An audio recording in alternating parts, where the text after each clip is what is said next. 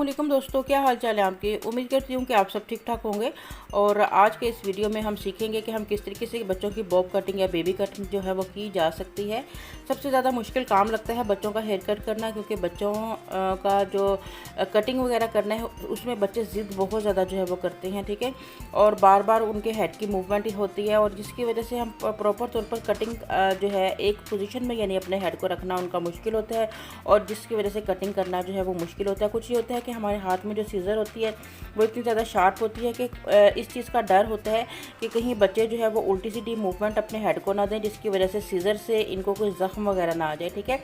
तो बहुत एहतियात का काम होता है बच्चों का हेयर कट करना, हर एक के बस की बात जो है वो नहीं होती है। तो बहुत एहतियात के साथ जो है वो बच्चों की जो है वो हेयर कटिंग करें, बहुत ज़्यादा प्यार से उन्हें समझा बुझा के कि आपने हेड को जो है वो नहीं हिलाना है। और कुछ ये भी होता है कि जब नेक तक बालों की हेयर कटिंग होती है तो और नेक पर जो है वो सीज़र रख के जो है वो बच्चों की कटिंग जो है वो की जाती है। मेरी कोशिश रहती है कि मैं हमेशा जो है वो हाथ में पकड़ के या आसानी के साथ जहाँ तक हो सके उनकी कटिंग कर दूँ। बहरहाल फिर भी कोई ना कोई बाल जब छोटे बड़े रहते हैं तो उन्हें नेक पे रख कर जो है वो थोड़ा बहुत कट करना पड़ता है, ठीक है।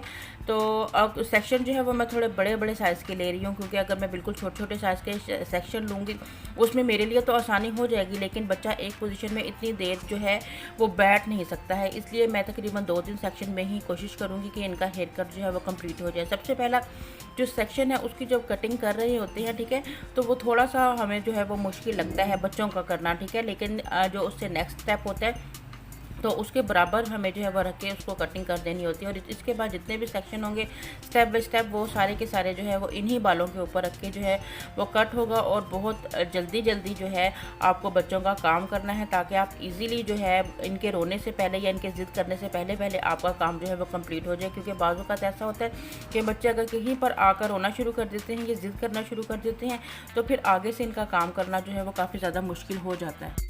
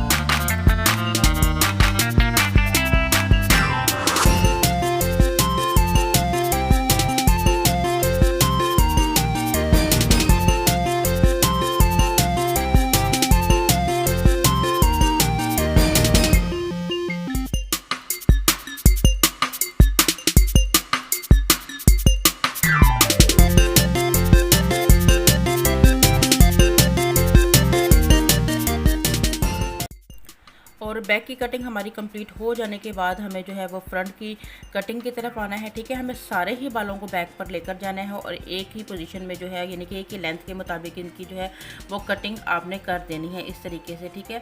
और अब हमारी फ्रंट की बारी आ जाती है। तो फ्रंट पर हमें क्या करना है, सबसे पहले सेंटर की जो है वो सेक्शनिंग आपने कर लेनी है। और उसके बाद जो है आपने डिसाइड कर लेना है कि इनके पेरेंट्स को यानी फ्रंट पे जैसे बेबी एक लुक आता है, ठीक है, फोरहेड के ऊपर गिरे हुए जो बाल होते हैं उनकी लुक जो है वो बहुत अच्छी लगती है इस कट में, ठीक है।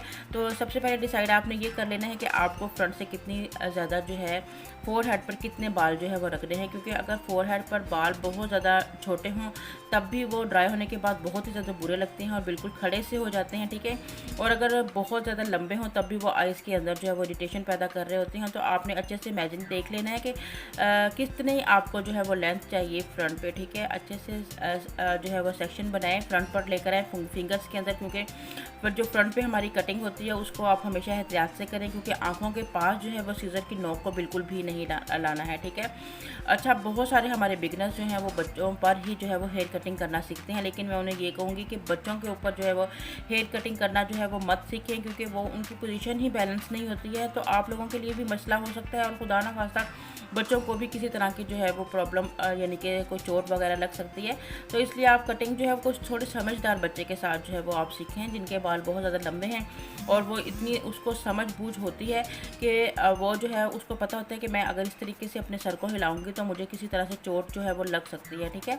तो अभी आप देखें कि हम स्टेप बाय स्टेप हाथों में अपने जो बाल हैं उनको उठाएंगे और उसको फ्रंट पर लाते हुए जो है वो कटिंग करेंगे। जैसे हम एक लेयर कटिंग कर रहे होते हैं ना, आपने लेयर कटिंग को देखा होगा, सीखा होगा, उस तरीके से जो है वो आपने फ्रंट पर लेकर आना है और इस तरीके से आपने कटिंग कर देना है। और अब जो हमारी साइड के बाल आपको यहाँ से जो है वो बड़े नज़र आ रहे हैं, आपने इनको और जो आपके बैक वाले बाल हैं इनको आपस में जो है वो ब्लेंड करना है, यानी कि उनको बिल्कुल सेम एक लेवल पर जो है वो लेकर आना है, ठीक है। स्टेप बाय स्टेप थोड़े थोड़े बालों को उठाते जाएंगे और इस तरीके से जो है वो इनकी ब्लेंडिंग यानी इनको आपस में जो है वो यानी कि कनेक्ट कर जो है वो करते जाएंगे।